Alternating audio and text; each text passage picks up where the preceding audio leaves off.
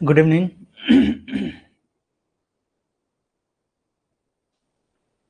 Okay, आज के इस क्लास में हम जो बीपीएससी एमडीओ का जो जीके क्लास कर रहे थे इसके पहले वाले क्लासेस में उसको कंटिन्यू करेंगे। बट एक जो है आप लोग के लिए बोलना चाहिए कि एक इंफॉर्मेशन है जो मैं आप लोग को यहाँ से शेयर कर दूं। पहले देखो, आप यहाँ पे जब अपने ऐप में जाओगे और ऐप के जो कंटेंट वाला सेक्शन है उसमें जाओगे तो एक फोल्डर मिलेगा आपको जनरल नॉलेज का। ठीक है, इसके अंदर में आपके सारे जो वीडियो लेक्चर्स है वो अवेलेबल करा दिया गया है, जिसमें से आपके सिलेबस के अकॉर्डिंग जो है इसको अरेंज किया गया है। ठीक है, जैसे कि हमारे सिलेबस में एक तो चीज ये मेंशन किया गया है, मानसिक सामान्य मानसिक योग्यता को जांचने वाले प्रश्न। अब ये पूरा सिलेबस में क्लेरिफाई नहीं है, लेकिन फिर भी जो आप कंबाइंड एग्जाम के क्वेश्चन पेपर वगैरह को देखोगे तो कुछ कुछ क्वेश्चन पूछा रहता है जो रीजनिंग से रिलेटेड है। तो इसलिए जो है इसमें रीजनिंग के पूरे टॉपिक्स जो है इसमें अवेलेबल है। तो आप इसको एक तरह से गो थ्रू कर सकते हो। बेसिक बेसिक क्वेश्चन ही पूछता है, लेकिन इसमें सारे टॉपिक्स मैंने अवेलेबल करा दिया है। क्लॉक से रिलेटेड, कैलेंडर से, डायरेक्शन, ब्लड रिलेशन, है ना, सिटिंग अरेंजमेंट, सिलोजियम के क्वेश्चन है, देन इनइक्वलिटी, कोडिंग डिकोडिंग। तो जितना आप कर सकते हो, थोड़ा थोड़ा बीच बीच में टाइम निकाल के आप इसको देख सकते हो। बहुत ज्यादा इसमें टाइम वेस्ट करने की जरूरत नहीं है, क्योंकि बहुत ज्यादा क्वेश्चन इससे आता भी नहीं है। ठीक है, लेकिन फिर भी एक बाई चांस अगर कोई क्वेश्चन आए तो एक बेसिक आइडिया आपके पास होना चाहिए। तो इसलिए इनको देखते जाना। इसके अंदर में आपको स्टडी मटेरियल इसके मिल जाएंगे, तो वो भी आप एक बार देख सकते हो। अदरवाइज वीडियो को एक तरह से फास्ट फॉरवर्ड करके भी सिंपल सिंपल जो भी टॉपिक आपको समझ में आए उतना देख लेना। ठीक है, तो रीजनिंग के लिए वो चीज हो जाएगा। देन उसके बाद में अगर हम बात करें भारत का सामान्य विज्ञान वाला, तो जो मैं कल तक पढ़ा ही रहा था आप लोग को, ये वीडियो मेरे पास मेरे आइडिया में नहीं था। इसलिए जो है वो क्लासेस मैंने शुरू की थी, लेकिन मुझे लगता है कि वो हमारे एग्जाम के लिए अभी और नया कुछ करने की जरूरत नहीं है। आप इसमें देखोगे तो जो बेसिक हमारा जनरल फिजिक्स जो है उसके टोटल 9 लेक्चर ऑलरेडी हुए हैं, और मैंने कल ही इसको देखा तो मुझे लगा कि ये आपके काम का है, उसके लिए अलग से आपको क्लास करने की जरूरत नहीं है ना। उस इस इन क्लासेस में आपको एमसीक्यूज भी मिल जाएगा, जिससे प्रैक्टिस भी होगा आपका। तो ये आप पूरा एक बार देखना इसको, जितना टाइम निकाल सकते हो उतना। केमिस्ट्री का है, बायोलॉजी के 7 वीडियो है, 7 7 वीडियो टोटल इसके हैं। देन उसके एमसीक्यूज हैं टोटल इसमें बायोलॉजी के, है ना, बायोलॉजी और उसके फिजिक्स केमिस्ट्री के। और उसके बाद में इनसे रिलेटेड जितने भी स्टडी मटेरियल है वो भी इसी के अंदर में आपको मिल जाएगा। ठीक है, तो ये जनरल साइंस को अलग से अभी क्लास कराने की जरूरत नहीं है। हाँ, अगर कुछ ऐसा लगेगा कि आप लोग को समझ नहीं आ रहा है या कोई दिक्कत है तो उसके क्लासेस हम कर सकते हैं। अदरवाइज इसमें टोटल 25 वीडियोस हैं, और जो रिसेंटली हुए हैं, मेरे ख्याल से 1 2 महीने पहले की ही ये जो है वीडियो है, तो इसको आप देख सकते हो। इससे रिलेटेड एमसीक्यूज की मैं क्लासेस जब हम लोग प्रैक्टिस करेंगे तो वहां पे जो है मैं आप लोग को अलग से और बता दूंगा, ताकि आप लोग का जो तैयारी रहेगा वो थोड़ा सा प्रैक्टिस हो जाएगा एमसीक्यूज का। ठीक है, बात करते हैं यहाँ पर इंडियन हिस्ट्री का, जो हमारा सेकेंड वाला पॉइंट है, भारत के इतिहास एवं बिहार के इतिहास की प्रमुख विशेषताएं। अब इसमें जो है भारत के इतिहास तो पहले से क्लास हुआ है, तो इसको आप देखोगे इस वाले सेक्शन में इंडियन हिस्ट्री में, तो इसके टोटल 12 वीडियोस हैं जो शॉर्ट में ही वन लाइनर के फॉर्म में मैंने बताया हुआ है। तो इनको आप देखोगे पूरा, और इससे रिलेटेड हम क्वेश्चन करेंगे डायरेक्टली एमसीक्यूज के फॉर्म में। तो एमसीक्यूज बताते टाइम मैं जो जो टॉपिक्स बनेगा उनको रिवाइज करवाता जाऊंगा, लेकिन आपके लिए काम ये है कि आप इन वीडियोस को जितना जल्दी हो सके आप देख लो। ठीक है, ताकि उससे जब एमसीक्यूज हम लोग करेंगे नेक्स्ट वीक से तो आपको समझ में आएगा, है ना। और रही बात ये जो सिलेबस का दूसरा हिस्सा है, बिहार के इतिहास की प्रमुख विशेषताएं, तो मैं उसको आज से स्टार्ट कर रहा हूं। तो बिहार के इतिहास से हम लोग आज स्टार्ट करेंगे। देन उसके बाद में भारत के राष्ट्रीय आंदोलन उसी वीडियोज में मिल जाएंगे आपको, और बिहार का इसमें योगदान को मैं अलग से इसका क्लास कराऊंगा, बिहार के इतिहास की प्रमुख विशेषताएं को करने के बाद में। मतलब ये हमारा हिस्ट्री वाला पोर्शन आज से हम स्टार्ट करेंगे। ठीक है, देन उसके बाद में ये जो जियोग्राफी वाला सेक्शन है वो पूरा बचा हुआ है, तो इसको मैं कराऊंगा। अब रही बात इसमें, तो आपके कंटेंट वाले सेक्शन में जब आप जाओगे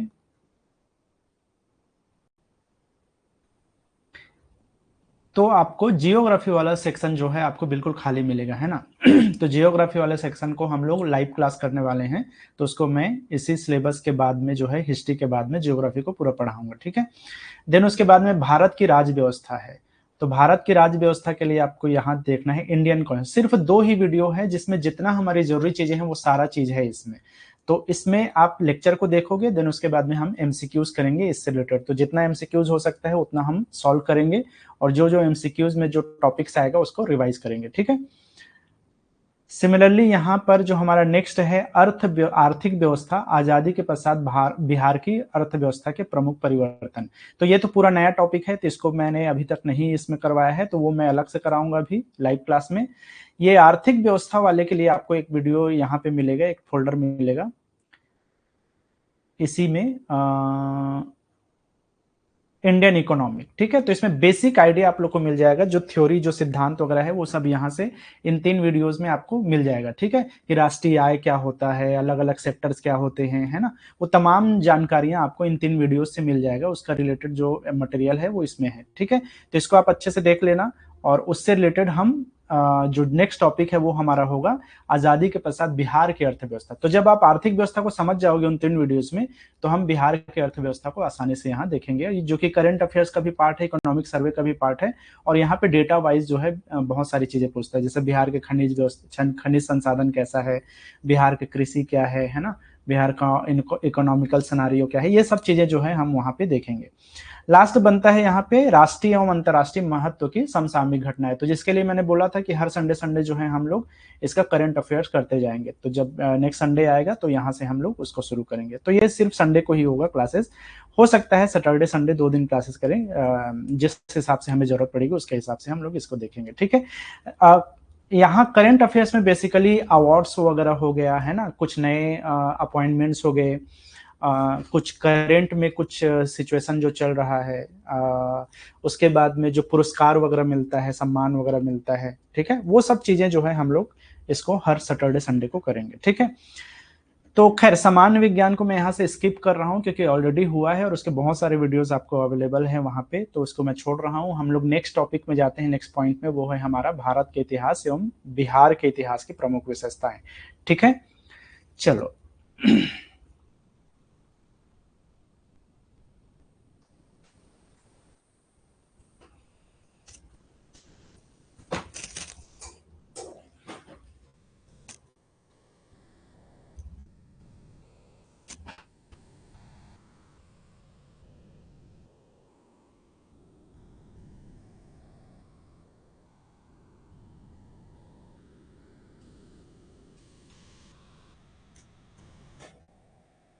देखो, हिस्ट्री का बेसिकली मतलब क्या है कि हमें जो है इतिहास या हमारा हिस्ट्री जो है ये बताता है कि एक तरह का हमें स्टडी करना पड़ता है कि वहाँ का राजनीतिक व्यवस्था क्या है, पॉलिटिकल सिनेरियो क्या है, वहाँ का जो फाइनेंशियल कंडीशन है वो क्या था उस समय में, पिछले समय में, या वहाँ का कल्चरल जो सिनेरियो था वो क्या है, इन सभी चीजों की जो जानकारी देता है वो बेसिकली हमारा हिस्ट्री होता है, ठीक है।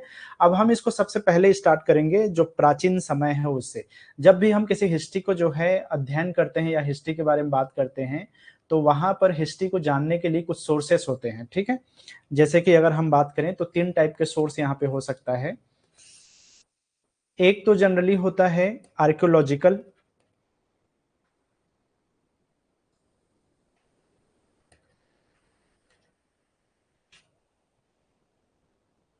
तो आर्कियोलॉजिकल सोर्सेस में क्या हो सकते हैं, जैसे उस समय के क्या भवन है, क्या मूर्तियां हैं, किस टाइप के स्मारक थे, वो सब चीजें होता है। दूसरा जो होता है हमारा जो लिटरेरी सोर्सेस होते हैं, जिसमें साहित्यिक सोर्स होते हैं, जैसे कि वैदिक साहित्य हो गया, वेद पुराण उपनिषद, ये सब चीजें हो गए। जैन में साहित्य में बहुत सारी चीजें मिलता है, बुद्ध के साहित्य में बहुत सारी चीजें मिलता है। तीसरा होता है हमारा जो है फॉरेन जो ट्रेवलॉग होते हैं, जिसको हम यात्रा वृतांत कहते हैं।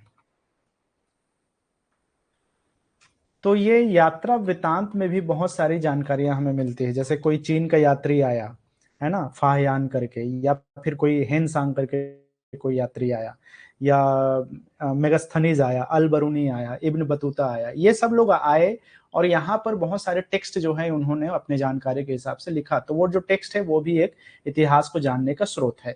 तो हमें जो है ये सारा चीज आपको जो हिस्ट्री वाला पोर्शन मैं बताया था वीडियो, उसमें आपको ये मिल जाएगा, तो उसको आप लोग अच्छे से देख लेना, जहां से मैंने डिटेल में इसके बारे में बात की है। आगे हम बढ़ते हैं। अगर हम बात करें बिहार के इतिहास की, तो बिहार का जो प्राचीन इतिहास है या एंशिएंट हिस्ट्री है, उसके बारे में हम थोड़ा बात करते हैं। तो बिहार का जो इतिहास रहा है वो एक तरह से समृद्ध इतिहास रहा है, बहुत ही गौरवपूर्ण वैभवशाली इतिहास रहा है, और भारतीय इतिहास में बिहार का प्रमुख योगदान देखने को मिलता है। एक पॉइंट है यहाँ पे, प्राचीन गणराज्य। In ancient time Bihar had 3 major republics. 3 यहाँ पे रिपब्लिक्स थे, गणराज्य थे बिहार के अंतर्गत, जिसको एक को बोला जाता है मगध, जो कि सबसे बड़ा रिपब्लिक माना जाता है और शक्तिशाली रिपब्लिक माना जाता है। अंगदेश और वज्जी, ये 3 जो है गणराज्य बिहार में मौजूद थे, जो कि 16 महाजनपदों में बटा हुआ था। उसमें से 3 महाजनपद यही थे, जिसको गणराज्य रिपब्लिक कहा जाता है। ठीक है, मगध, अंग और वज्जी। प्रशासन व्यवस्था की शुरुआत अगर हम देखें, the administrative system of modern India begin during Magadh and Licchavi eras. तो लिच्छवी एक उस समय का रिपब्लिक रहा है, दूसरा मगध जो जिसके बारे में बात कर रहे हैं। तो आज का जो एक तरह से एडमिनिस्ट्रेटिव सिस्टम है वो कहीं ना कहीं उस जमाने के बहुत सारी चीजों से जो है इंस्पायर माना जाता है, जिसमें मगध और लिच्छवी जो समय है उस समय का बहुत इम्पैक्ट आज के रिपब्लिक में और आज के एडमिनिस्ट्रेटिव सिस्टम में देखने को मिलता है। विश्व की प्रथम गणराज्य, the world's first republic, Vaishali. इसको माना जाता है भारत का पहला गणराज्य माना जाता है वैशाली, दुनिया का पहला गणराज्य माना जाता है या रिपब्लिक माना जाता है वैशाली को, जो कि बिहार में ही स्टैब्लिश हुआ था।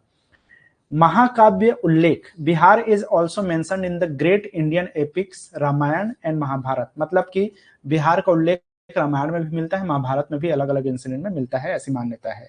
बुद्ध व महावीर से जुड़ाव, ये दोनों जो महापुरुष हैं उनका ज्यादातर जो चीजें हुई हैं, मतलब कि उनका जो भी नॉलेज से रिलेटेड, उनके आत्मज्ञान से रिलेटेड बहुत सारी चीजों में जो है बिहार का प्रमुख योगदान रहा है। तो उसमें एक महावीर का नाम है और दूसरा गौतम बुद्ध का नाम है। तो उनका इनलाइटनमेंट भी यही बिहार में ही हुआ है। तो उनको वन बाय वन जो है हम सब चीजों को धीरे धीरे यहाँ पे डिस्कस करेंगे।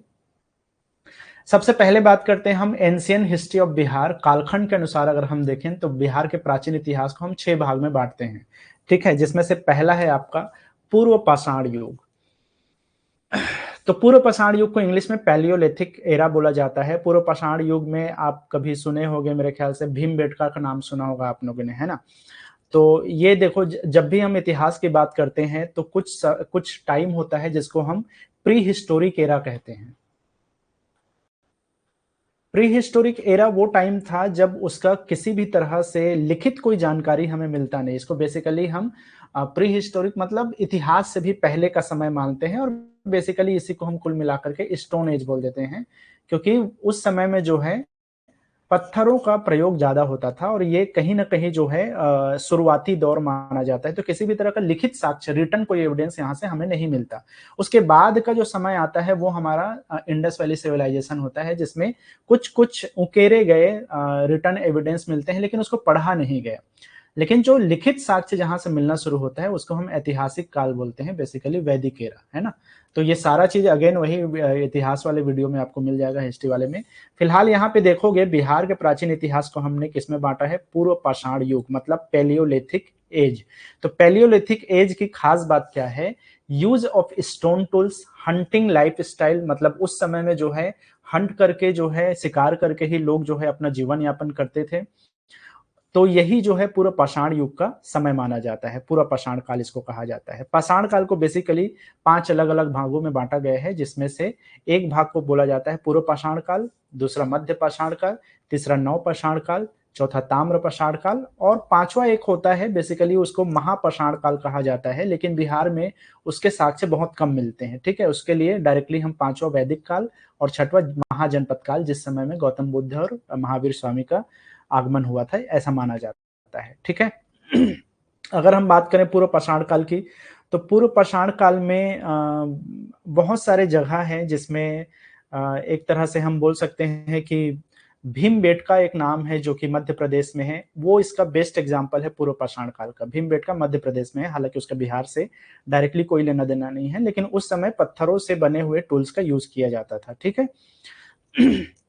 नेक्स्ट है यहाँ पे मध्य पाषाण काल, जिसको हम मेसोलिथिक एरा कहते हैं। तो मध्य पाषाण काल में एक तरह से बोल सकते हो कि आप इसमें छोटे पत्थर जो है पूर्व पाषाण काल के कंपेयर में छोटे पत्थर स्मॉल, तो डेवलपमेंट ऑफ माइक्रोलिथ्स मतलब जिसको कि छोटे पत्थर बोला जाता है।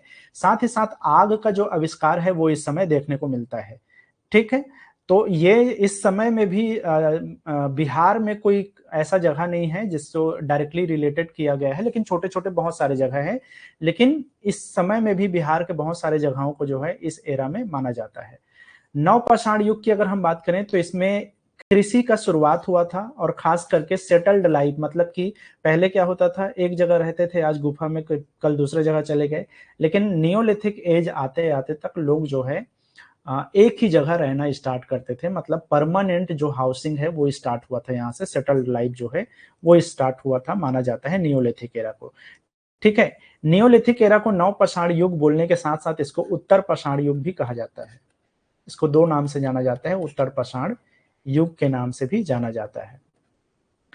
ठीक है, इसी समय था जब उत्तर प्रदेश में मतलब कि धान की खेती का साक्ष्य यहीं से मिलता है, मतलब कि एग्रीकल्चर, इसीलिए यहाँ से एग्रीकल्चर स्टार्ट हुआ और धान की खेती करना लोगों ने शुरू किया था। पहिए का आविष्कार इस समय हुआ था, पहिया बनाया जाने लग गया था नवपाषाण युग में। ठीक है, तो यहां से दो क्वेश्चन तो यही बन जाता है कि पहिए का आविष्कार किस समय हुआ, तो नवपाषाण युग में। धान का प्रमुख साक्ष्य कब मिलता है, तो नवपाषाण युग में, है ना। ये उत्तर प्रदेश के कोल्डिहुआ करके एक जगह था, वहां से मिलता है, यूपी का कोल्डिहुआ से पहला धान का साक्ष्य मिलता है। आपसे पूछे कि आग का आविष्कार किस युग में माना जाता है, तो देखो इसमें कंफ्यूजन है, बहुत सारे बुक अलग अलग बोलता है, लेकिन ज्यादातर लोग को मानना है कि ये मेसोलिथिक एज में ही आग का आविष्कार हुआ था।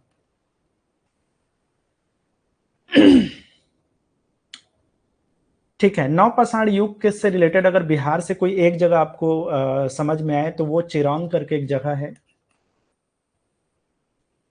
चिरौन या चिरान करके जगह का नाम है, ये बिहार में है।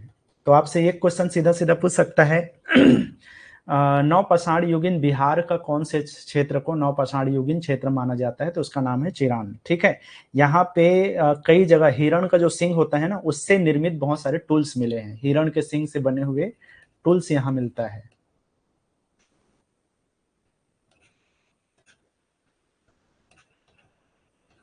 औजार या उपकरण बोल सकते हो। ठीक है, तो ये नियोलिथिक एज का ही इंसिडेंट है, जहां पे पहिए, धान और एग्रीकल्चर का शुरुआत हुआ, और बिहार का चिरौन इससे रिलेटेड साक्ष्य यहीं से मिलता है, नवपाषाण युग की साक्ष्य बिहार के चिरौन से मिलता है।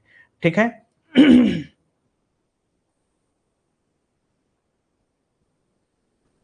नेक्स्ट है यहाँ पे चाकोलिथिक या चाकोलिथिक एज को ताम्रपाषाण युग कहा जाता है, जब यहाँ से तांबे और कांसे का जो है प्रयोग शुरू होता है इस टाइम से। ठीक है, और इसीलिए इसको कैल्कोलिथिक या चाल्कोलिथिक नाम से भी जाना जाता है।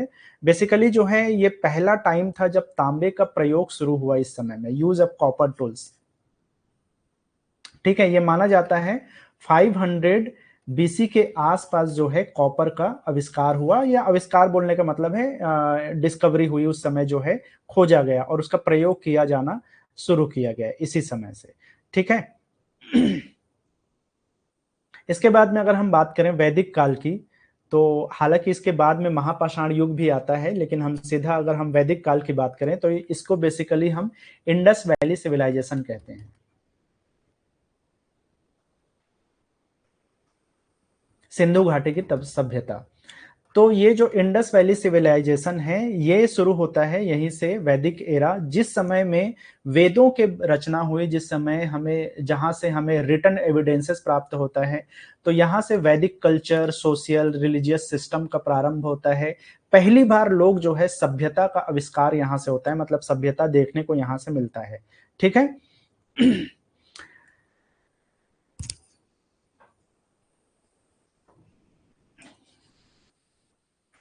चलो एक चीज मैं यहाँ पे बता दूं, वैदिक एज में जो पूरा भारत है उसका अलग अलग एक्सपांसन देखने को मिलता है, जहां से एग्जाम में पूछता है। जैसे कि अगर हम नॉर्थ में चले जाएं तो नॉर्थ में भारत जो है मांडा तक फैला हुआ था, मांडा करके जगह है जो कि जम्मू एंड कश्मीर में पड़ता है। उसी तरह से अगर हम ईस्ट में चले जाएं तो ईस्ट में भारत का जो आलमगीर क्षेत्र है वहां तक ये फैला हुआ था, आलमगीर एरिया। तो आलमगीर जो है आज का उत्तर प्रदेश है ये। उसी तरह से अगर हम साउथ में चले जाएं तो साउथ में ये इसका जो एक्सपांशन था वो एक दैमाबाद है, दैमाबाद महाराष्ट्र में पड़ता है। अगर हम वेस्ट में चले जाएं तो वेस्ट का जो एक्सपांशन है वो सुतकांगेडोर करके एक जगह है, लेकिन ये जो पड़ता है ये पाकिस्तान में, वर्तमान में जो है ये पाकिस्तान बोल सकते हो, जिसका बलूचिस्तान करके जो एरिया है पाकिस्तान वाला हिस्सा, वहां तक फैला हुआ था।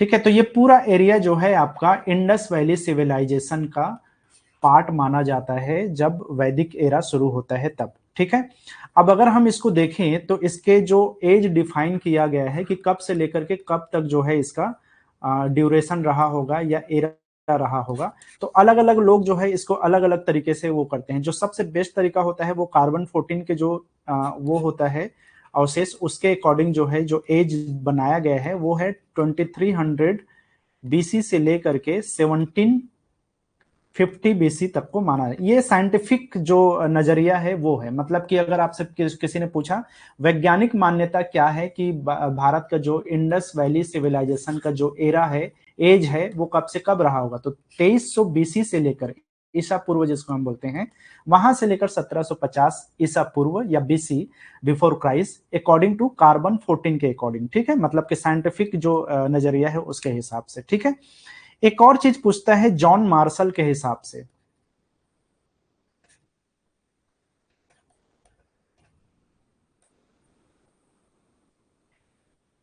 ठीक है, अब ये जो एक तरह से बोल सकते हो जॉन मार्शल कौन था, इसने जो है जॉन मार्शल ने 1921 में बहुत सारे इंडस वैली सिविलाइजेशन से रिलेटेड जो जगहें थी उनका जो है एक्सकेवेशन या उसका मतलब खुदाई का काम इसने शुरू करवाया था। और उसी ने बताया कि ये जो हमारे इंडस वैली सिविलाइजेशन है ये मिस्र और मेसोपोटामिया जो कल्चर है उसके आसपास के एरा का टाइम इन्होंने बताया था। तो जॉन मार्शल एक तरह के जो है आर्कियोलॉजिस्ट थे जिनके अनुसार उन्होंने इस टाइम को डिफाइन किया है 3250 बीसी से लेकर के 2750 बीसी, ये उनकी मान्यता थी, जो कि बिल्कुल अलग माना जाता है कार्बन 14 का जो ड्यूरेशन है वो, और ये जो जॉन मार्शल के अकॉर्डिंग जो ड्यूरेशन है वो। लेकिन एग्जाम में यही दो क्वेश्चन सबसे ज्यादा पूछता है, जॉन मार्शल के अकॉर्डिंग और कार्बन 14 के अकॉर्डिंग। ठीक है, तो आपको इसको याद रखना है।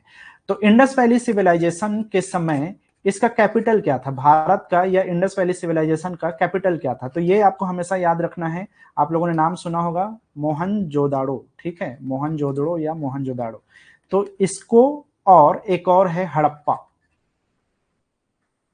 ठीक है, तो ये दो सिटीज थे जिनको उस समय इसका जुड़वा राजधानी या ट्विन कैपिटल कहा जाता है इंडस वैली सिविलाइजेशन का।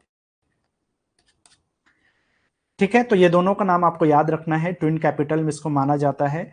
और हड़प्पा संस्कृति भी इसको बोला जाता है, इंडस वैली सिविलाइजेशन को हड़प्पा संस्कृति के नाम से भी जाना जाता है। तो हड़प्पा कल्चर या हड़प्पा सिविलाइजेशन कहने का रीजन क्या है? ठीक है, तो जब ये 1921 में इसका एक्सकेवेशन का काम हुआ था, अलग अलग जगहों में इसकी खुदाई हुई थी, तो सबसे पहला जो शहर जिसकी खुदाई हुई थी उसका नाम था हड़प्पा। इसीलिए इसका नाम क्या पड़ गया, हड़प्पा संस्कृति, हड़प्पा सिविलाइजेशन, ये नाम पड़ गया क्योंकि ये फर्स्ट सिटी था जिसकी खुदाई का काम हुआ था जॉन मार्शल के अगुवाई में। ठीक है, कई बार ऐसा पूछता है कि ये जो मैंने बांटा है इसका नॉर्थ साउथ ईस्ट वेस्ट, इसका आकार क्या है, तो आपको हमेशा याद रखना है ये ट्रायंगुलर इसका शेप था, त्रिभुजाकार। ये सब डायरेक्टली क्वेश्चन है ना, वन लाइनर के फॉर्म में आपको अभी जब हम लोग क्वेश्चन करेंगे तब भी ये चीजें जो है आपको रिपीट होगा। चलो आगे बढ़ते हैं हम।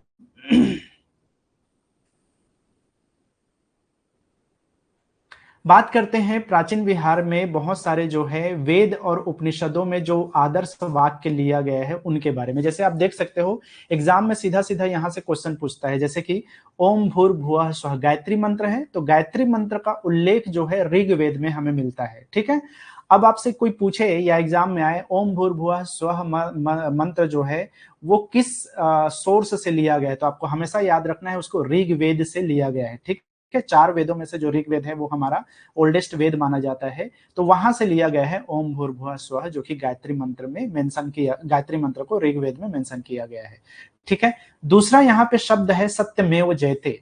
एक उपनिषद है मुंडकोपनिषद, तो मुंडकोपनिषद से लिया गया है सत्यमेव जयते, जो हमारे यहाँ का जो नेशनल एम्ब्लेम में जो शामिल किया गया है सत्यमेव जयते। ठीक है, जो प्रतीक वाक्य माना जाता है भारत का।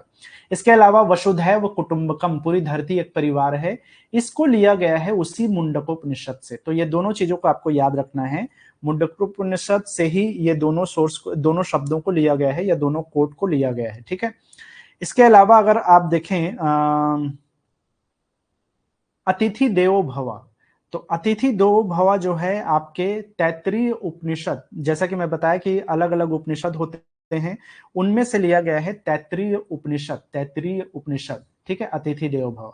मातृदेवो भव को भी उसी उपनिषद से लिया गया है। सर्वे भवन्तु सुखिना को बृहदारण्यक उपनिषद से लिया गया है, और इसी से तमसो मा ज्योतिर्गमय, ये भी इसी से लिया गया है। ये सातों क्वेश्चन अमूमन एग्जाम में पूछा हुआ है अलग अलग, तो इनको आपको ध्यान रखना है कौन सा उपनिषद से कौन सा वाक्य लिया गया है। ठीक है, मैं यहां से आपको थोड़ा सा वो कर देता हूं, एक बेसिक आइडिया आप लोग को दे देता हूं। जैसे कि अभी हम लोग बात कर रहे थे वेदों के बारे में या उपनिषद के बारे में, तो ये सब जो है हमारे ब्राह्मण साहित्य के अंतर्गत आते हैं। ब्राह्मण साहित्य का मतलब है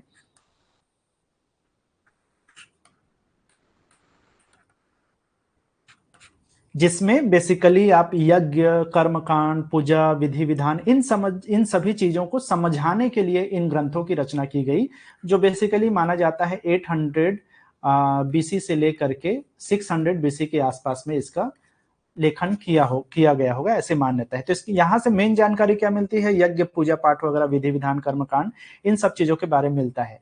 तो जैसे कि हमारे इसी ब्राह्मण ग्रंथों का एक हिस्सा है वेद, तो इसमें 4 वेद होता है, ऋग्वेद, यजुर्वेद,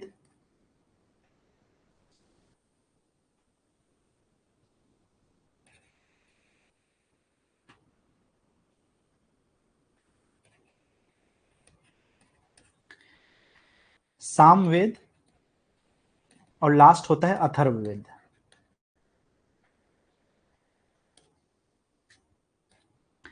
ठीक है, अब आपको ध्यान रखना है कि ये जो अभी मैं बता रहा था कि ऋग्वेद से लिया गया, तो ऋग्वेद से क्या लिया गया है आपका गायत्री मंत्र, जहां से ओम भूर्भुवः स्वः जो है मंत्र के बारे में एग्जाम में क्वेश्चन आता है।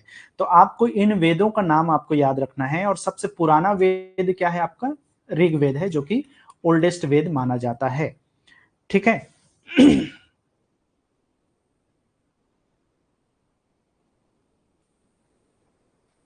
चलो, इसके बाद में अगर हम बात करें तो एक उपनिषद के बारे में अभी दिया गया है कि उपनिषद कौन कौन से उपनिषद, जैसे मुंडकोपनिषद से लिया गया है, तो मुंडकोपनिषद से सत्यमेव जयते ये जो शब्द लिया गया है, तो बेसिकली जो है हमारे यहाँ बहुत सारे उपनिषद है। उपनिषद का मतलब होता है पास बैठना, गुरु के पास बैठना, और गुरु जो ज्ञान देगा उसके बारे में जो नॉलेज देता है उसको हम उपनिषद बोलते हैं।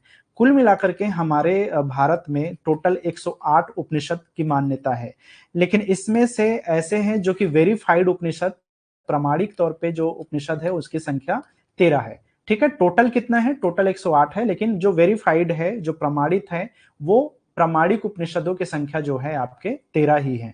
ठीक, उसी 13 उपनिषदों में ये जो मुंडक उपनिषद, कठोपनिषद, ये सब चीजें जो है आपको दिखाई देगा। ठीक है, इसमें एक चीज और आप याद रखो, ये जो मुंडक उपनिषद है इसी में एक और एक और उपनिषद है कठोपनिषद। कठोपनिषद उन 13 में से एक है ये, जहां पे मृत्यु के बारे में बताया गया है, जिसको यम नचिकेता संवाद कहते हैं। यम नचिकेता संवाद, ये भी एग्जाम में पूछता है कि यम नचिकेता संवाद कौन से उपनिषद में उल्लेख मिलता है, या मृत्यु के बारे में कौन से उपनिषद में जानकारी मिलती है या उसका उल्लेख मिलता है, तो वो कठोपनिषद है। ठीक है।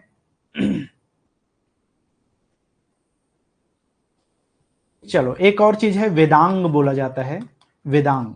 तो बेसिकली वेदांग का मतलब होता है वेदों का अंग। ठीक है, मतलब कि वेद को अगर आपको पढ़ना है तो उसके लिए आपको उसका सहायता जिस चीज के लोगे उसको हम वेदांग बोलते हैं। तो इसकी संख्या 6 है, टोटल जो वेदांग है वो 6 है, जिसमें से एक को बोला जाता है शिक्षा, दूसरे को बोला जाता है व्याकरण, तीसरे को बोला जाता है ज्योतिष, ठीक है, एक होता है कल्प, एक है निरुक्त और एक होता है छंद। ये सभी जो 6 हैं उसको हम वेदांग बोलते हैं, वेदों के अंग।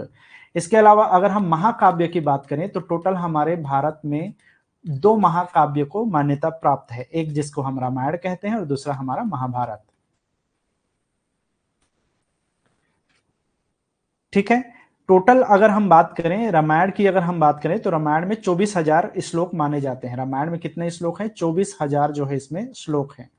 अगर उसी तरह से महाभारत में देखें तो महाभारत में कुल मिलाकर के 1,00,000 श्लोक थे, 1,00,000 श्लोक, जो कि अलग अलग 18 पर्वों में विभाजित है। कितने पर्व है इसमें? 18 पर्व,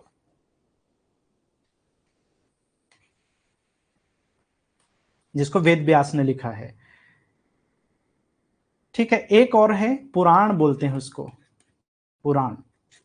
तो पुराणों की टोटल जो संख्या है, जैसे कि हालांकि बहुत सारे हैं, जिसमें कि टोटल 18 पुराणों के बारे में जानकारी मिलती है। प्रमुख रूप से जैसे आप लोगों ने सुना होगा विष्णु पुराण, है ना। इसके अलावा आप लोगों ने सुना होगा मत्स्य पुराण, वायु पुराण, अग्नि पुराण। तो ये सब पुराणों की जानकारी यहां से मिलती है। बेसिकली जैसे अगर हम इंडियन इतिहास में जाएं तो एक डायनेस्टी है जिसको हम मौर्य वंश बोलते हैं। तो मौर्य वंश की जानकारी विष्णु पुराण से हमें प्राप्त होती है, मतलब विष्णु पुराण में मौर्य वंश का उल्लेख मिलता है, ठीक है।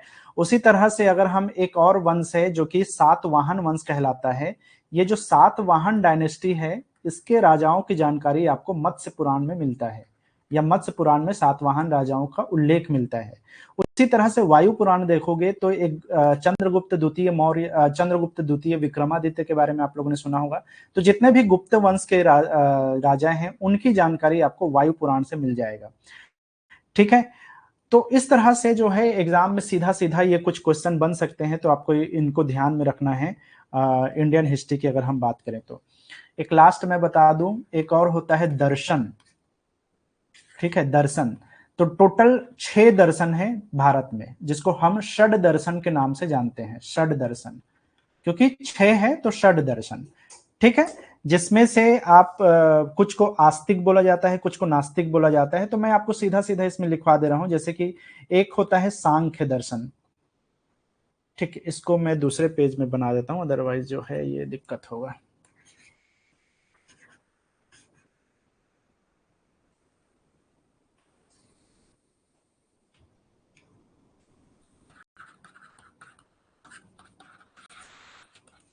ठीक है, सांख्य दर्शन।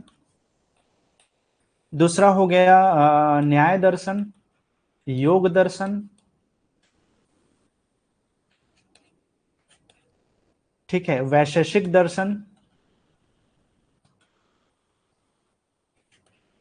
एक को बोला जाता है पूर्व मीमांसा और एक को बोला जाता है उत्तर मीमांसा। देखो, सांख्य दर्शन के जो प्रतिपादक थे, जिन्होंने इसके जो थ्योरीज दिए, या जिनको हम प्रतिपादक बोल सकते हैं या फाउंडर बोल सकते हैं, उनका नाम है कपिल, है ना। न्याय के जो प्रतिपादक हैं उनका नाम है गौतम, गौतम ऋषि ने जो है न्याय दर्शन का सूत्र दिया था।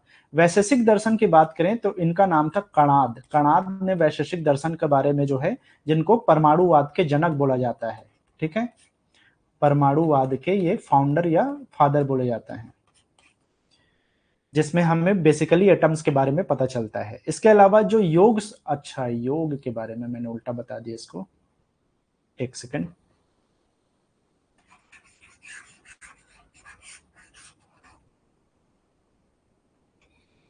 ठीक है, योग के जो प्रणेता हैं उनका नाम है पतंजलि, ठीक है। वैशेषिक जो कि कणाद थे और ये परमाणुवाद के जनक हैं।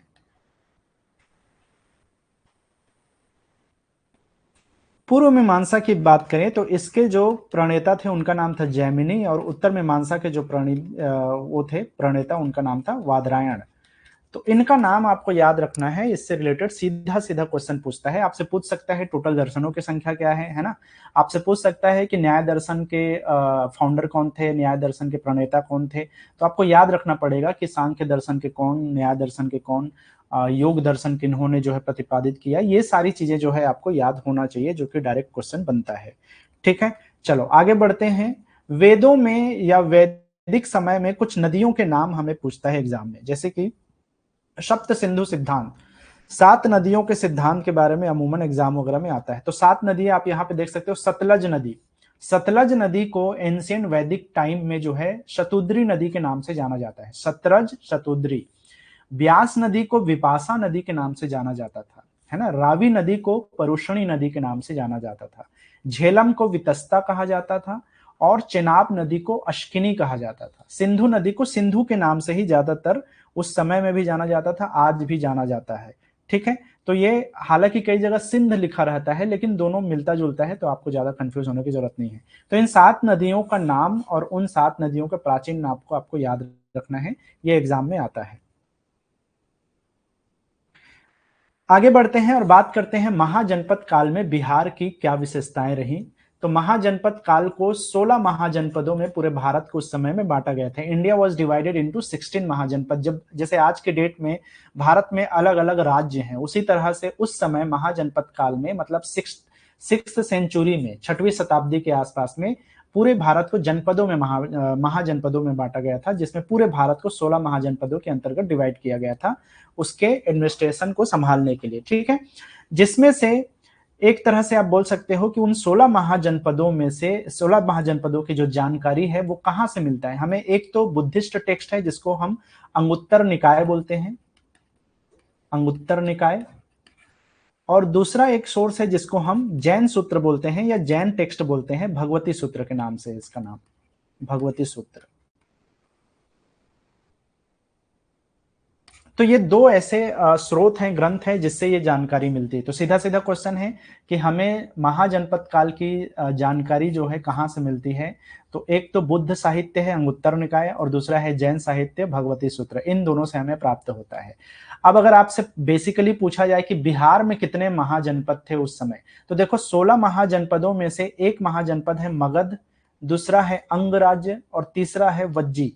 ये तीनों महाजनपद बिहार के हिस्सा हुआ करते थे। मगध, अंग और वज्जी, ये तीनों बिहार में ही थे। ठीक है, तो महाजनपद में बेसिकली जो है राज्य को दो पार्ट में, उस समय की जो राज व्यवस्था होता था वो वैसा होता था कि एक तो होता था, 2 प्रकार से राज्यों को चलाया जाता था। कुछ लोग ऐसे होते थे कुछ महाजनपदों में जहां राजतंत्र चलता था, मतलब राजाओं का जो है सिस्टम चलता था। और दूसरा होता था गणतंत्र, जैसे आज का भारत है उसी तरीके से जो है ये गणतंत्र या रिपब्लिकन व्यवस्था चलाया जाता था। तो दूसरा में जो है यहाँ पे पहला में जो है राजतंत्र, राजाओं का वर्चस्व होता था, जिसमें उसका प्रमुख राजा होता था और उसके जो भी वंश होते थे, वंशज, वो उसके बाद में जो है राजा हुआ करते थे। जैसे वज्जी राज्य में जो है इसी तरह का सिस्टम चलता था। ठीक है, वज्जी महाजनपद में राजतंत्र चलता था। गणतंत्र की अगर हम बात करें तो जैसे यहाँ पे एक लिच्छवी करके, जिसके बारे में बताया था, लिच्छवी, बहुत सारे स्रोत में जो है लिच्छवी को बेसिकली आप जैसा कि मैं अभी पहले वाले सेक्शन में भी बताया था कि लिच्छवी पूरे दुनिया का पहला गणतंत्र माना जाता है, पहला रिपब्लिकन एरिया माना जाता था जहां पे गणतंत्र की व्यवस्था की गई थी, जैसे आज का भारत है उस तरीके से। ठीक है,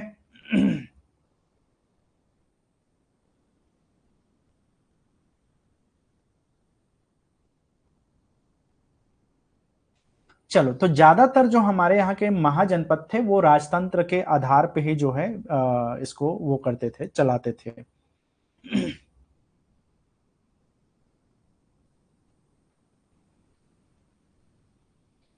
चलो बात करते हैं हम बिहार के प्रमुख महाजनपदों के बारे में। तो बिहार के जो प्रमुख महाजनपद है उसमें से एक है अंग। ये भागलपुर वाला जो इलाका आज का है, और मुंगेर जो जिला है बिहार का, उसके आसपास के जो है क्षेत्र को उस समय का अंग राज्य माना जाता था। भागलपुर, मुंगेर और साहिबगंज का जो गोड्डा जिला है उसके कुछ हिस्से भी आते हैं, लेकिन प्रमुख रूप से भागलपुर और मुंगेर वाला जो इलाका है, मुंगेर जिला जो क्षेत्र है वो इसमें आता था। इसका जो कैपिटल था उसका नाम था चंपा। ठीक है, अब यहां से आपको बिल्कुल क्लियर कट इसको ध्यान में रखना होगा, यहाँ पे गलती नहीं करना है, ठीक है, क्योंकि बिहार का प्रमुख हिस्सा है। अंग राज्य, अंग महाजनपद की राजधानी कौन सी? चंपा। आज का कौन कौन सा क्षेत्र? भागलपुर और मुंगेर, और इसके साथ ही साथ साहिबगंज का गोड्डा जिला का कुछ हिस्सा, ये सब जो है आपके अंग राज्य में अंतर्गत आता था, या अंग महाजनपद में। दूसरा है मगध महाजनपद।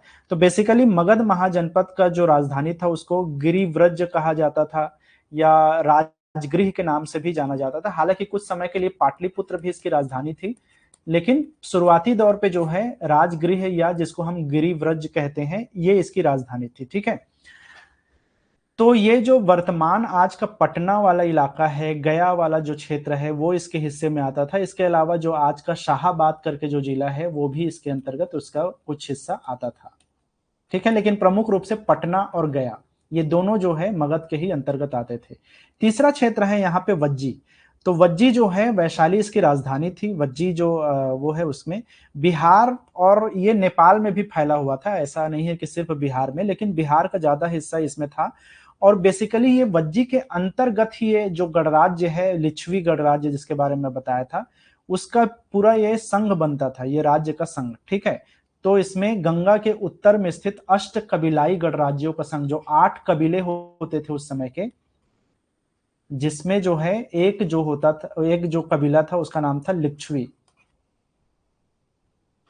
ठीक है, जो बेसिकली दुनिया का पहला गणराज्य माना गया है, गणतंत्र जहां पे पहली बार स्थापित हुआ। तो ये उसी 8 कबीलों का संग्रह था, संघ था, एक तरह का फेडरेशन था, जो कि वज्जी के अंतर्गत आता है। और साथ ही साथ कुछ हिस्सा जो है आज का नेपाल वाला हिस्सा भी इसमें शामिल था। ठीक,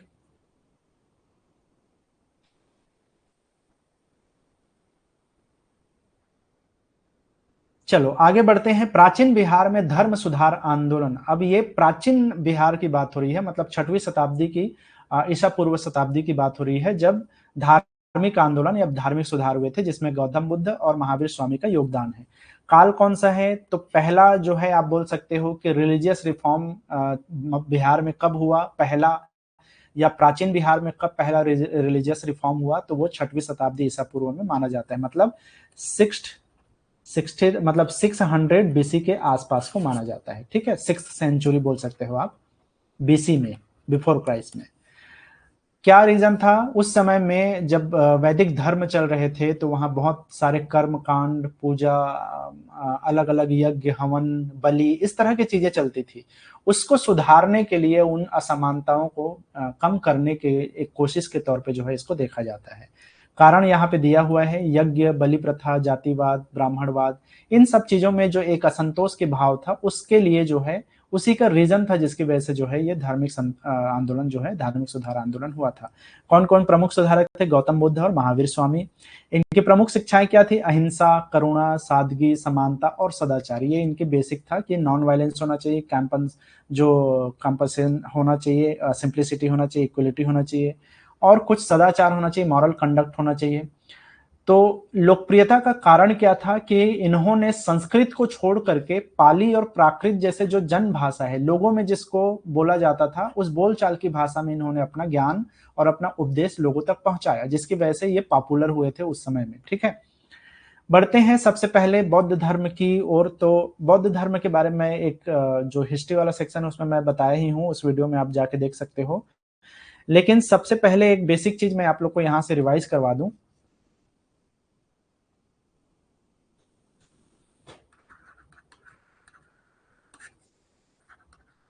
बौद्ध धर्म के प्रमुख कौन थे? गौतम बुद्ध। ठीक है, अब गौतम बुद्ध जो है इसके संस्थापक थे, जिनको लाइट ऑफ एशिया के नाम से जाना जाता है। मतलब एशिया के प्रकाश पुंज के नाम से जाना जाता है, क्योंकि इनका प्रभाव सिर्फ भारत में नहीं, बल्कि भारत के आसपास के एशिया के जितने भी कॉन्टिनेंट के आसपास के देश हैं, उन सभी में जो है ये बुद्धिज्म को फैलाने वाले व्यक्ति थे गौतम बुद्ध। ठीक है, इसीलिए इनको लाइट ऑफ एशिया के नाम से जाना जाता है।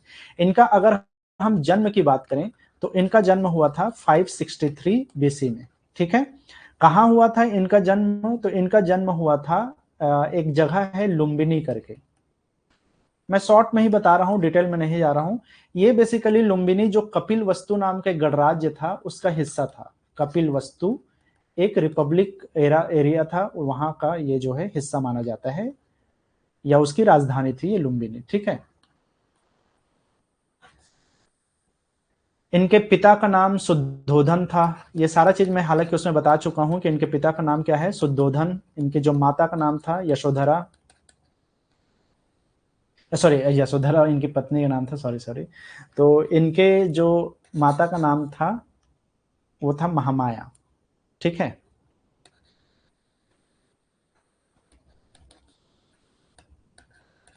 पत्नी का नाम क्या था इनका, यशोधरा। ठीक है। इनका जो मूल नाम था, रियल जो नेम था वो क्या था, सिद्धार्थ के नाम से इनको जाना जाता था, सिद्धार्थ। ठीक। इनके जो बेटे थे उसका नाम था राहुल। ठीक है। इतना तो बेसिक चीजें हो गया जो एग्जाम में कई बार पूछ देता है सीधा सीधा। इनका जो है गृह त्याग कब हुआ था, मतलब कि ये जब अपना घर छोड़े थे तो उस समय इनकी उम्र क्या थी। तो ये 29 साल के थे। और उस समय जो है इनका जो बाद में जब ये घर छोड़ के चले गए तो इनके एक गुरु गुरु इन्होंने ढूंढा था ज्ञान प्राप्ति के लिए। तो इनके गुरु का नाम था आलार कलाम। ठीक है, आलार कलाम। उनसे इन्होंने भेंट किया। और ये जो उनके गुरु थे, हालांकि इनके बहुत सारे गुरुओं को उल्लेख मिलता है, लेकिन उनके प्रमुख जो या प्रथम गुरु जो है अलार कलाम को ही माना जाता है, जो कि वैशाली के आसपास में निवास करते थे। और वहां से इन्होंने सांख्य दर्शन के बारे में इन्होंने ज्ञान प्राप्त की थी, जिसके प्रेरणता कौन थे, कपिल थे, है ना। तो बाद में इनके एक और गुरु थे रामपुत्र करके, वो सब गुरुओं का नाम भी उल्लेख में मिलता है, लेकिन प्रमुख या प्रथम गुरु जो है इनके यही थे, अलार कलाम कलाम। ठीक है। इसके बाद में जो है इन्होंने तपस्या की। 29 साल के तो उम्र में इन्होंने घर छोड़ा था। 6 सालों तक इन्होंने तपस्या की। और 6 साल तक तपस्या करने के बाद में 35 साल का जब उम्र हो गया तब इनको आत्मज्ञान की प्राप्ति हुई। ये इनलाइटनमेंट इनको मिला था 35 साल के एज में। ठीक है। उसके बाद में इन्होंने जो प्रथम उपदेश दिया था, पहला उपदेश, वो इन्होंने दिया था सारनाथ में। ये एग्जाम में कई बार ये क्वेश्चन रिपीट हो चुका है, पहला उपदेश इन्होंने दिया। अच्छा, कई बार एग्जाम में पूछ देता है सर्वाधिक उपदेश कहाँ दिया, तो सर्वाधिक उपदेश इन्होंने श्रावस्ती में दिया है, जो कि कोसल देश की राजधानी मानी जाती है। इसके अलावा इनकी जो भाषा थी, इनके उपदेश देने का या इनके प्रवचन देने का जो भाषा था वो पाली भाषा माना जाता है, जो कि बहुत पुरानी भाषा है, संस्कृत से ही उपजी है, लेकिन जन भाषा मानी जाती थी इसको। इनका जो लास्ट उपदेश था, अंतिम जो उपदेश माना जाता है, वो कुशीनगर में माना जाता है, जहां इनकी मृत्यु भी हुई थी। ठीक है। तो इनकी मृत्यु को निर्वाण कहा जाता है। तो निर्वाण जो है इनको प्राप्त हुआ था, या जो मृत्यु हम बेसिकली जिसको हम बोल सकते हैं, वो था इसी कुशीनारा या कुशीनगर करके नाम था इसको। कई जगह कुशीनारा लिखा रहता है, कई जगह कुशीनगर लिखा रहता है, जो कि उत्तर प्रदेश के आसपास के क्षेत्र में इसका लोकेशन माना जाता है, कुशीनारा में। ठीक है। तो लुम्बिनी में इनका जन्म हुआ। और इनको जो है ज्ञान प्राप्ति के बारे में ऐसा बोला जाता है कि ज्ञान प्राप्त करने के बाद में, इनलाइटनमेंट होने के बाद में, इनको तथागत नाम से भी जाना जाता है बहुत जगह, मतलब अन्य नामों में इनको तथागत कहा जाता है। ठीक है। इसके अलावा जो है इनको शाक्य मुनि कहा जाता है, शाक्य मुनि।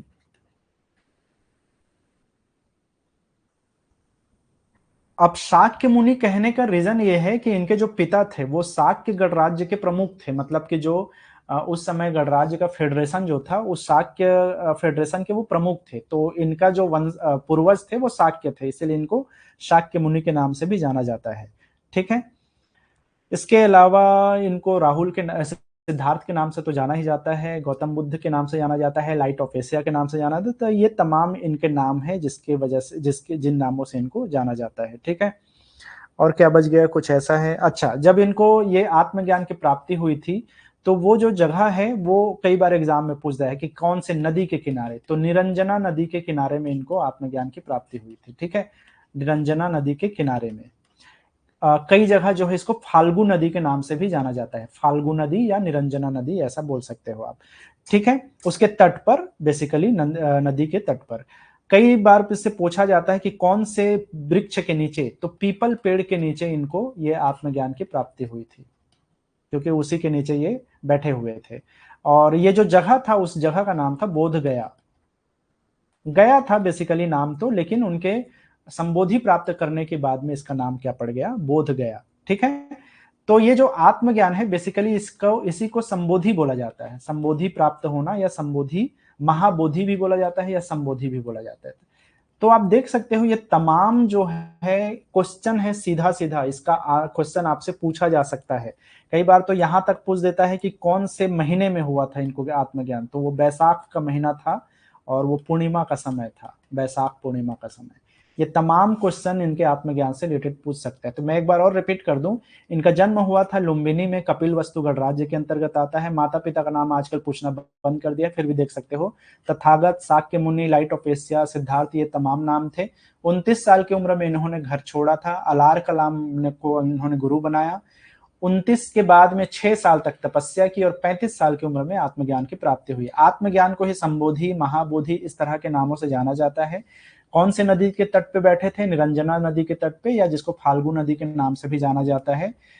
पीपल का वृक्ष था, उसी के नीचे बैठे हुए थे। बोध गया वो जगह था और वैशाख पूर्णिमा का समय था। जैसे ही आत्मज्ञान की प्राप्ति हुई, उन्होंने पहला उपदेश दिया था सारनाथ में। और बेसिकली सारनाथ में 5 ब्राह्मण सन्यासी थे, उनको उन्होंने अपना उपदेश दिया था। इसी पहले उपदेश को धम्म चक्र प्रवर्तन के नाम से जाना जाता है ना, मैं आगे बताऊंगा उसको। सबसे ज्यादा उपदेश इन्होंने श्रावस्ती में दिया। इनका उपदेश का भाषा था पाली, और लास्ट उपदेश दिया था कुशीनारा या कुशीनगर में, जहां पे इनकी मृत्यु हुई थी।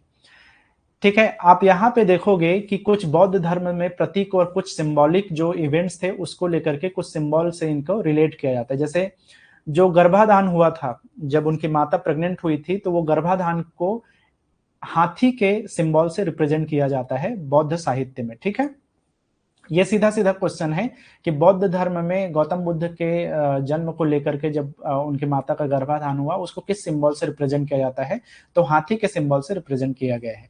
उनके जन्म को कमल के सिंबल से रिप्रेजेंट किया गया है। उनका जो गृह त्याग था, घर को त्यागना जो था, उसको घोड़े के जो सिंबल है उससे रिलेट किया गया है। अच्छा, उनका जो घर को त्याग करने का जो इंसिडेंट है, उसको एक स्पेशल नाम दिया गया है, जिसका नाम है महानिम्भिष्क्रमण। ठीक है, तो इस चीज को आपको ध्यान रखना है, जो कि उनका घर त्याग था, उसको महानिम्भिष्क्रमण के नाम से जाना जाता है। महाभिनिष्क्रमण, या कई जगह इसको महानिम्भिष्क्रमण कहा जाता है, निम्भिष्क्रमण। ठीक, इनकी जो इनलाइटनमेंट हुआ था, जो कि 35 साल की उम्र में हुआ, पीपल वृक्ष के नीचे, जिसको बोधि वृक्ष भी कहा जाता है। ठीक है, और इसको बोला जाता है महासंबोधि या संबोधि के नाम से। प्रथम उपदेश से जो फर्स्ट सरमन था इनका, वो रिलेट किया जाता है चक्र से। अच्छा, ज्ञान प्राप्ति को जो सिंबॉलिक तरीके से रिप्रेजेंट किया है, वो पीपल वृक्ष से रिलेट किया गया है। और जो इनका पहला जो उपदेश था, उसको चक्र से रिलेट किया गया है सिंबॉलिक तरीके से, और उसका नाम दिया गया है धर्म चक्र प्रवर्तन या धम्म चक्र प्रवर्तन बोला जाता है। धम्म चक्र प्रवर्तन। ठीक है, एक ही चीज है दोनों। इनका जो निर्माण है, जो एक तरह से शांति की प्राप्ति का जो वो माना जाता है, उसको पद चिन्हों से या फुटप्रिंट से जो है इसको वो किया जाता है, निर्वाण प्राप्ति होना। निर्वाण का बेसिकली मतलब है मृत्यु होना, या कई कई बार इसको जो है बोला जाता है डेथ होना। तो बेसिकली जो है ये निर्वाण के नाम से जाना जाता है, जो पद चिन्ह है इसका रिप्रेजेंट है। अब कई बार बौद्ध धर्म में निर्वाण को अलग देखा जाता है। निर्वाण को बेसिकली जो है एक वो सिचुएशन मान सकते हो जहां पे जो है इंसान जो है अपने सारे मोह माया से वो हो जाता है, अलग हो जाता है। लेकिन एक और चीज होता है जिसमें उसका शरीर का भी वो त्याग कर देता है, जिसको महापरिनिर्वाण बोला जाता है ना, जिसको रिप्रेजेंट किया गया है स्तूप से, जिसको महापरिनिर्वाण नाम से जाना जाता है, विशेष नाम। महापरिनिर्वाण का मतलब है मृत्यु होना, और उसका सिंबल है स्तूप। ठीक है, चलो आगे बढ़ते हैं हम। अच्छा, कुछ बातें और मैं यहाँ पे एक्सप्लेन कर दूं। जैसे उनके जो फर्स्ट जो है प्रथम जो शिष्य थे, डिसाइपल जो थे उनके पहले, उनका नाम था आनंद, और उनके जो पहले शिष्या थे, महिला जो डिसाइपल थी, उनका नाम था माता गौतमी। अब गौतमी कौन थी? बेसिकली गौतमी उनकी सौतेली माँ थी, ठीक है, उनकी विमाता बोला जाता है उसको। विमाता का मतलब है सौतेली माँ। इसके अलावा जो है उनके जो सबसे प्रिय शिष्य भी कौन थे? आनंद ही थे। इसके अलावा भी उनके ढेर सारे हजारों शिष्य थे, लेकिन ये दो क्वेश्चन जो है अमूमन एग्जाम में पूछता है, ठीक है। चलो, उनके बुद्धिज्म के कुछ प्रिंसिपल्स की बात करें हम, उसमें एक तो है त्रिरत्न। अब त्रिरत्न का मतलब होता है बुद्ध का जो तीन रत्न है उसके बारे में बताता है। जो बुद्ध का, एक तो बुद्ध, उनका संघ और उनका धम्म, ये तीन रत्न हैं जो कि गौतम बुद्ध के त्रिरत्न के नाम से जाना जाता है। इनके जो है चार आर्य सत्य हैं। चार आर्य सत्य में से एक है आपका दुख, कि दुनिया में दुख है। इसके अलावा जो है दुख का कारण है, जिसको दुख समुदाय कहा जाता है। तीसरा जो है दुख का निरोध।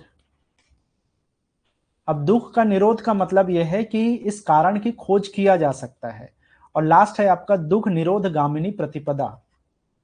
दुख निरोध गामिनी प्रतिपदा, ये क्या चीज है? दुख निरोध गामिनी प्रतिपदा का मतलब यह है कि ऐसा कोई, जैसे दुख तो है, दुख है, दुख का कारण है, और हर उस कारण का जो है कोई ना कोई उपाय है। तो बेसिकली ये जो दुख है उसका कारण यहाँ पे खोजा गया है, जिसका कारण क्या हो सकता है? या तो तृष्णा हो सकता है, किसी भी तरह का लालच हो सकता है, मोह माया हो सकता है, ये सब उसके कारण है। और ये जो दुख निरोध का मतलब है कि इस तृष्णा पे, इस मोह माया पर कोई ना कोई विजय प्राप्त कर सकता है। वो विजय कैसे प्राप्त करना है वो बताया गया है दुख निरोध गामिनी प्रतिपदा में। इसका मतलब है एक मार्ग होता है जिसको ये अष्टांगिक मार्ग कहते हैं। तो बेसिकली इसी अष्टांगिक मार्ग को अपनाकर इंसान अपने दुख के ऊपर विजय प्राप्त कर सकता है और अपने दुख को खत्म कर सकता है। तो बेसिकली इसी को चार आर्य सत्य बोला गया है बुद्धिज्म में, ठीक है। इसके अलावा भी बहुत सारे उनके वो हैं, मतलब कि अलग अलग प्रिंसिपल हैं, जिसमें से कुछ आप बोल सकते हो। जैसे इनका एक प्रमुख प्रिंसिपल है मध्यम मार्ग, ठीक है। तो मध्यम मार्ग का मतलब है हद से ज्यादा इंसान को सन्यासी नहीं होना चाहिए, और हद से ज्यादा विलासिता पूर्ण जीवन नहीं होना चाहिए, मतलब कि एकदम ऐशो आराम की जिंदगी को भी नहीं अपनाना चाहिए। तो दोनों में बीच का कोई रास्ता होना चाहिए, मध्यम मार्ग, ये इनका कहना था, ठीक है। उसके अलावा इनका एक और वो था, प्रिंसिपल था, जिसको क्षणिकवाद बोला जाता है। क्षणिकवाद, तो क्षणिकवाद का मतलब क्या है? हर चीज जो है नश्वर है, मतलब कि बहुत जल्दी जो है नष्ट हो जाएगा। हर एक चीज नश्वर है, जीवन में कोई भी चीज हमेशा के लिए नहीं मिल सकता, वो कभी ना कभी खत्म हो जाएगा। तो ये भी गौतम बुद्ध का ही जो है एक तरह का प्रिंसिपल माना जाता है। इसके अलावा जो है और क्या है जो फेमस है इनका, अनिश्वरवादी थे ये, किसी भी तरह के ईश्वर को नहीं मानते थे, है ना। इसके अलावा ये अनात्मवादी थे, किसी भी तरह के आत्मा के बारे में इन्होंने बात नहीं किया कि दुनिया में कोई आत्मा होता है, ऐसा नहीं माना। और इसीलिए जो है उनका मानना था कि बार बार इंसान तब तक जन्म लेता है जब तक कि उसका दुख का वो निरोध नहीं कर लेता। जब का दुख खत्म हो जाता है तो दोबारा वो जन्म नहीं लेता, ठीक है। तो ये जो पुनर्जन्म है उस पर उन्होंने अलग अलग चक्र बताए थे। अनात्मवादी होने का मतलब कि मेन रीजन यही था कि उन्होंने आत्मा को उन्होंने स्वीकार नहीं किया था, ठीक है, अस्वीकार कर दिया था। तो क्वेश्चन में क्या क्या पूछ सकता है? आपसे पूछ सकता है कि क्षणिकवाद किसका सिद्धांत है? गौतम बुद्ध का सिद्धांत या बौद्ध धर्म का सिद्धांत? अनिश्वरवाद किसका सिद्धांत है? अनात्मवाद किसका सिद्धांत है? ये इस तरह की चीजें जो है आपसे क्वेश्चन अमूमन एग्जाम में पूछता है, ठीक है। अष्टांगिक मार्ग किसके द्वारा बताया गया जो है प्रिंसिपल है, तो वो भी गौतम बुद्ध का ही है। तो इन सब चीजों को आपको ध्यान में रखना है। अच्छा, एक और लास्ट है जो कि बहुत इंपॉर्टेंट है, उसको ये बोलते हैं प्रतीत्य समुत्पाद। ये भी गौतम बुद्ध का ही जो है वो माना जाता है। तो एक तो त्रिरत्न का सिस्टम, चार आर्य सत्य, तीसरा मध्यम मार्ग, चौथा क्षणिकवाद, पांचवा अनिश्वरवादी, छठवा अनात्मवादी, सातवां हम देखते हैं प्रतीत्य समुद्रवाद। बेसिकली प्रतीत्य समुद्रवाद का मतलब क्या है, जो इसमें दो शब्द है ना, एक है प्रतीत्य। तो प्रतीत्व का जो है मतलब इसमें यह है कि हर जो कोई भी चीज है, कोई वस्तु है, उसका कोई ना कोई कार्य और कारण पर निर्भर करेगा। मतलब उसका होना किसी न किसी कारण की वजह से है, बिना मतलब का कोई भी चीज इस दुनिया में नहीं है। ठीक है, तो प्रतीत्य का मतलब है कोई वस्तु का होना, और समुत्पाद का मतलब है किसी अन्य वस्तु की उत्पत्ति। मतलब इस वस्तु से किसी दूसरे चीज का उत्पत्ति होना ही प्रतीत्य समुत्पाद कहलाता है। मतलब ये एक तरह का कारण, कार्य और कारण सिद्धांत के तरीके से इसको देखा जा सकता है। मतलब कि हर चीज का कोई ना कोई कारण है जिसकी वजह से वो चीज की उत्पत्ति हुई है, जिसको प्रतीत्य समुत्पाद कहा जाता है। ठीक है, ये बहुत ही इंपॉर्टेंट जो है प्रिंसिपल है गौतम बुद्ध का। चलो इतनी बातें आपको याद रखना है। नेक्स्ट हम बात करते हैं गौतम बुद्ध के बाद में जो है उनके अलग अलग जो है काउंसिल्स हुए थे। उन काउंसिल को चार हिस्सों में बांटा गया है। ठीक है, जिसमें से पहला है फर्स्ट काउंसिल, सेकंड काउंसिल, तीसरा और चौथा। एक तरह से आप बोल सकते हो कि ये कॉन्फ्रेंस है। ठीक है, गौतम बुद्ध का जो है ये एक तरह का मेगा कॉन्फ्रेंस बोल सकते हैं इसको, महासम्मेलन। ठीक है, तो काउंसिल का बेसिकली मतलब बैठक है, महा कॉन्फ्रेंस का मतलब भी जो है आपका महासम्मेलन बोल सकते हो। तो ये कब कब हुआ था, ये एग्जाम में पूछता है। जैसे पहला संगीति जो है या पहला काउंसिल जो है 483 ईसा पूर्व में, बीसी में जो है ये हुआ था। कहाँ हुआ था, तो राजगृह में हुआ था। और इसके जो प्रेसिडेंट थे, अध्यक्ष थे, उनका नाम था महाकश्यप। ठीक है, महाकाश्यप जो है इनके अध्यक्ष थे इस सम्मेलन के। उस समय जो राजा थे भारत के, उनका नाम था अजातशत्रु। ठीक है, जो मगध के राजा थे। इसमें क्या चीज हुआ, तो सुत्त पिटक और विनय पिटक जो उनके वो थे, मतलब के साहित्य थे, उनका जो है संग्रह किया गया था इसमें। सुत्त पिटक और विनय पिटक का जो है संग्रह इसी जो है समय किया गया था। ठीक है, त्रिपिटक के नाम से जाना जाता है। तो इसको अभी मैं बताऊंगा। जो गौतम बुद्ध थे उनके जो है एक तरह से बोल सकते हो कि उनके जो जितने भी वो हैं, मतलब कि साहित्य है या लिटरेचर है, उसको तीन पार्ट में बांटा गया है। जिसमें से एक है सुत्त पिटक, विनय पिटक, और एक को बोला जाता है अभिधम्म पिटक। ठीक है, जिसमें से सुत्त पिटक और अभिधम्म पिटक का जो है सुत्त पिटक और विनय पिटक की रचना इसी पहले सम्मेलन में हुआ था। जो तीसरा पिटक है या जो तीसरा लिटरेचर का हिस्सा है, उसका नाम है अभिधम्म पिटक। तो वो तीसरे में ही लिखा गया था, है ना। तो ये तीनों त्रिपिटक साहित्य को जो है रचना इन्हीं सम्मेलनों के बाद में हुआ। तो इनको आपको याद रखना है। दूसरा जो कॉन्फ्रेंस हुआ था वो 383 में हुआ। पहला कब हुआ, 483, और दूसरा कब हुआ, 383। तो इसको आपको याद रखना आसान हो सकता है। वैशाली इसमें जो है द्वितीय सम्मेलन में हुआ। इसके जो प्रेसिडेंट थे उसका नाम था सर्वकामी, और जो राजा थे उसका नाम था कालाशोक। ठीक है, कालाशोक राजा का नाम है। बौद्ध संघ का विभाजन हुआ था उस समय में। एक को बोला गया रूढ़िवादी, एक था कंजर्वेटिव, और दूसरा था महासांघिक। एक का नाम था स्थविर और दूसरा का नाम था महासंघिक। तो बेसिकली महासंघिक जो है एक तरह का प्रगतिशील था, प्रोग्रेसिव जो था, जिसमें बहुत सारी चीजों को जो है आगे चल करके बेहतर तरीके से अपनाया गया। लेकिन ये जो है स्थविर जो है, ये बहुत ही स्थाविर या स्थविर बोला जाता है। ये कंजर्वेटिव लोग थे जिनका संघ था। तो बौद्ध धर्म दो भागों में बट गया था, एक स्थाविर और दूसरा महासांघिक में। ठीक है, तीसरा सम्मेलन जो हुआ था वो 251 बीसी में हुआ, पाटलिपुत्र, जो कि आज का पटना है। इसके जो प्रेसिडेंट थे उसका नाम था मोगलीपुत्र तिष्य। ठीक है, या कई जगह जो है सीधा सीधा मोगलीपुत्र लिखा रहता है, आसान, मोगलीपुत्र तिष्य। ठीक, इसके जो उस समय जो है मोगलीपुत्र तिस, और उसके जो राजा थे उस समय में, उसका नाम था सम्राट अशोक। ठीक है, मौर्य वंश के राजा थे सम्राट अशोक। इसी समय अभिधम्म पिटक का जो है संग्रह हुआ था। साथ ही साथ जो है एक और चीज है, जो जो ये मोगलीपुत्र तिस है, उन्होंने कथा वस्तु नाम के एक ग्रंथ की रचना की थी। कथा वस्तु है ये, कथा वस्तु। इसकी रचना हुई थी मोगलीपुत्र के द्वारा। इन्होंने इसकी रचना की थी तीसरे सम्मेलन में। चौथा और लास्ट जो सम्मेलन है वो पहली शताब्दी में हुई थी। अब डेट एग्जैक्ट दिया नहीं है, मतलब ये एडी की शुरुआत है। एना डोमिनी जिसको हम बोलते हैं, मतलब क्राइस्ट के आने के बाद की घटना है ये। कुंडल वन जो कि कश्मीर क्षेत्र में पड़ता है, वहां पे हुआ। और इसके जो अध्यक्ष थे उनका नाम था वसुमित्र, और वाइस प्रेसिडेंट थे अशोक घोष। ठीक है, इन दोनों की जो है यहाँ पे अध्यक्षता थी। और जहां तक राजा का नाम है, ये कनिष्क जो है इसके राजा थे, कुषाण डायनेस्टी के राजा थे कनिष्क। ठीक है, अब बहुत सारी चीजें हुई थी, लेकिन इसमें प्रमुख जो वो था, इसके दो संप्रदाय बने थे। गौतम बुद्ध के जो बौद्ध धर्म है उसके दो संप्रदाय में इसको बांटा गया था। एक का नाम है महायान और दूसरे का नाम है हीनयान। ठीक है, तो इनकी जो दो बौद्ध धर्म के दो संप्रदाय बन गया था, महायान और हीनयान।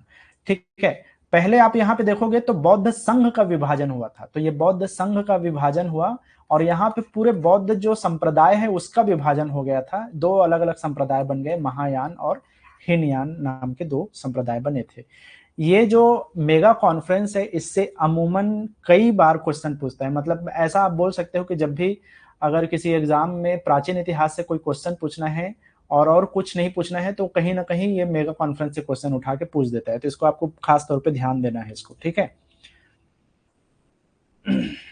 चलो मैं जो ये त्रिपिटक की बात कर रहा था उसको यहीं पे क्लियर कर दूं। बौद्ध धर्म के जो लिटरेचर है,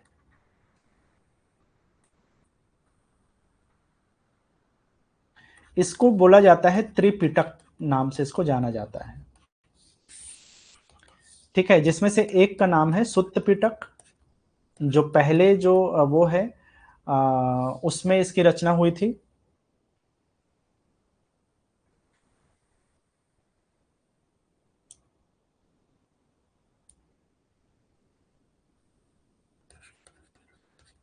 दूसरा है यहाँ पे विनय पिटक, विनय पिटक, और लास्ट है यहाँ पे अभिधम्म पिटक। तो ये तीनों को मिलाकर के त्रिपिटक नाम दिया गया है। ठीक है, तो ये जो है फर्स्ट काउंसिल में हुआ था इसकी रचना। ये भी फर्स्ट काउंसिल में हुआ था, जब फर्स्ट कॉन्फ्रेंस हुआ था। कॉन्फ्रेंस बोल लो या कॉन्फ्रेंस बोलो, या फिर आप इसको काउंसिल भी बोल सकते हो। ये थर्ड कॉन्फ्रेंस में हुआ था इसकी रचना। ठीक है, तो इसकी जो रचनाकार थे उनका नाम था आनंद, ये उसके ऑथर थे जो गौतम बुद्ध के शिष्य थे। ठीक है, इसके जो रचनाकार थे उनका नाम था, एक और उनके शिष्य थे गौतम बुद्ध के, नृपाली। ठीक है, अब इसके बारे में पता नहीं चलता। अभिधम्म पिटक में बेसिकली ये बहुत सारे जो गौतम बुद्ध के जो दर्शन से संबंधित जो थ्योरीज थे उनको एक तरह से संकलित किया गया था। तो इसके रचनाकार के बारे में कोई जानकारी यहाँ पे नहीं है। इसमें आप देखोगे सुत्त पिटक में तो बेसिकली उनके जो शिक्षा है उसको संकलित किया गया था सुत्त पिटक में। विनय पिटक में बेसिकली जो है उनके डिसिप्लिन को लेकर के क्या उनके सोच थी गौतम बुद्ध के, वो सब चीजों को इसमें बताया गया था। और अभिधम्म पिटक में बेसिकली एक तरह से इलाबोरेट किया गया था, व्याख्या की गई थी गौतम बुद्ध के दर्शन से रिलेटेड। तो ये एक तरह से गौतम बुद्ध के शिक्षा से संबंधित है, ये उनके अनुशासन से संबंधित है, और ये उनके दर्शन से संबंधित है, ऐसा हम मान सकते हैं।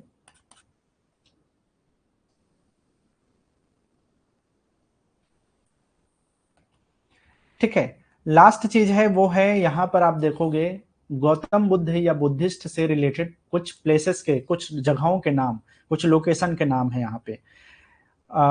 अच्छा, एक चीज मैं और यहाँ पे बताना चाहूंगा जो कि अमूमन एग्जाम वगैरह पूछता है। जैसे कि मैंने जब काउंसिल के बारे में बात कर रहा था, तो काउंसिल में जो है एक जो चौथा काउंसिल है उसमें दो इनके संप्रदायों के बारे में बात होती है। ठीक है, तो इनके दो संप्रदायों में से एक संप्रदाय का नाम है हीनयान और दूसरा है महायान।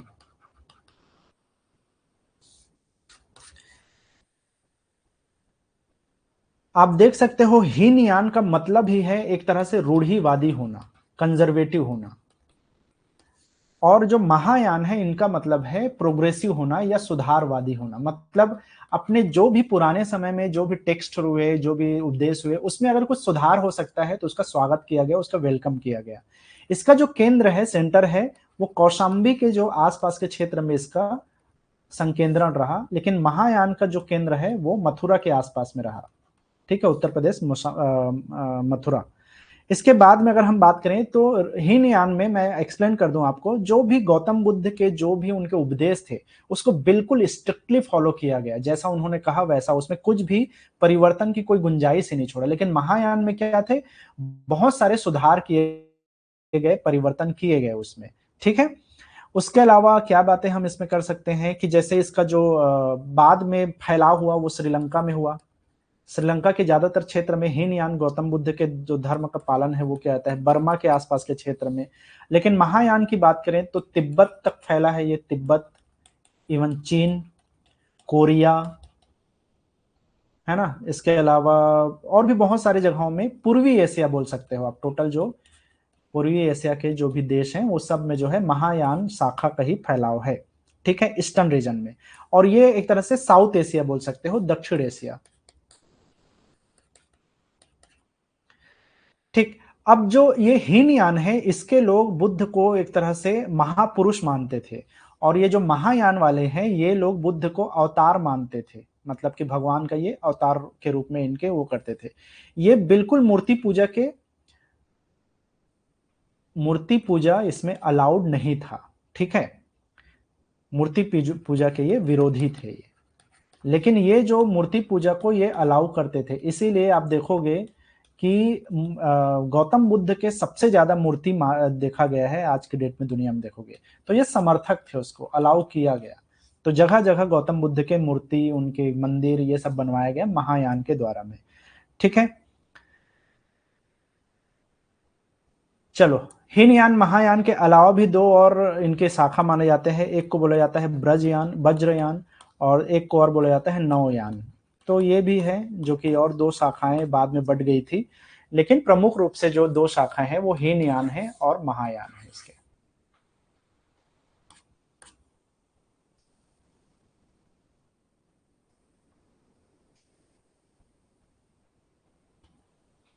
चलो बात करें हम इनके संबंधित स्थल की, तो लुम्बिनी एक जगह है जो कि गौतम बुद्ध का जहां पे जन्म हुआ। तो इस जगह को आप खास तौर पे आपको याद रखना है, ये बर्थ प्लेस है गौतम बुद्ध का। और इसके बारे में एक इंस्क्रिप्शन है जिसका नाम है रुमिन देई अभिलेख। तो जो ये रुमिन देई जो अभिलेख है, इसमें इसका जो है उल्लेख हमें मिलता है। दूसरा है कपिल वस्तु। कपिल वस्तु, यहीं पर उन्होंने अपने जो माता पिता थे, जो भाई थे और जो बेटे थे, उन सबको दीक्षा दिया था उन्होंने। श्रावस्ती वो जगह है जहां पे सबसे ज्यादा जो है सरमन हुआ, सबसे ज्यादा जो है यहाँ पे प्रवचन दिया गया गौतम बुद्ध के द्वारा। सारनाथ वो जगह है जहां पे पहला उन्होंने सरमन दिया, सबसे पहला प्रवचन दिया, जिसको धम्म चक्र प्रवर्तन के नाम से जाना जाता है।